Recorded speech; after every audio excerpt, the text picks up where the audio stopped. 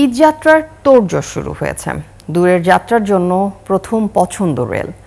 দর্শক, রাজধানীর কমলাপুর রেলওয়ে স্টেশনে রয়েছেন সহকর্মী সিরাত আল মুস্তাকিম। যুক্ত হচ্ছে তার সঙ্গে। সিরাত, আশা করি শুনতে পাচ্ছেন। সিরাত, এবারের ঈদে রেলে কেমন চাপ পড়বে এবং কেমন চাপ দেখছেন এই মুহূর্তে আমাদেরকে জানান।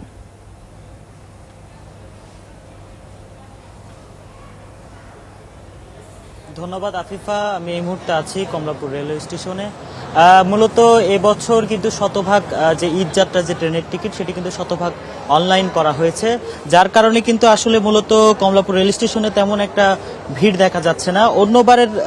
অন্যান্য বার কিন্তু আমরা দেখি যে ট্রেনের টিকিট কাটার জন্য অনেক দূর দূরান্ত থেকে মানুষ কিন্তু এই কমলাপুর রেল স্টেশনে আসে এবং লম্বা সিরিয়াল দিয়ে তারা কিন্তু টিকিট কাটে। কিন্তু এবার কিন্তু সেই বিষয়টি আমরা দেখতে পাচ্ছি না। সকাল থেকে আমরা এখানে আছি এবং দেখতে পাচ্ছি পুরোপুরি স্টেশন মোটামুটি ফাঁকাই বলা চলে।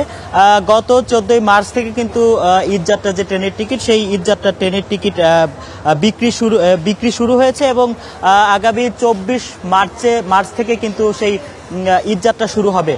এবং এই ঈদ যাত্রাকে কেন্দ্র করে রেলওয়ে কর্তৃপক্ষ কিন্তু প্রায় 3 স্তরের নিরাপত্তা ব্যবস্থা নিয়েছেন, যাতে কোনো ধরনের টিকিট ছাড়া কেউ যাত্রা না করতে পারে এবং অন্যান্য আনুষঙ্গিক বিষয়কে নিয়েই কিন্তু প্রায় 3 স্তরের নিরাপত্তা ব্যবস্থা গ্রহণ করেছে, এটি কিন্তু আমাদেরকে জানিয়েছেন। এবং এখন পর্যন্ত যারা আসলে স্টেশনে আছে তারা কিন্তু সবাই নর্মাল, যারা বাসায় যাচ্ছেন তারা এমনি ঈদ যাত্রার যে বিষয়টা বা ঈদে যারা বাড়িতে যাবেন তারা কিন্তু এখনো যাত্রা শুরু করেনি।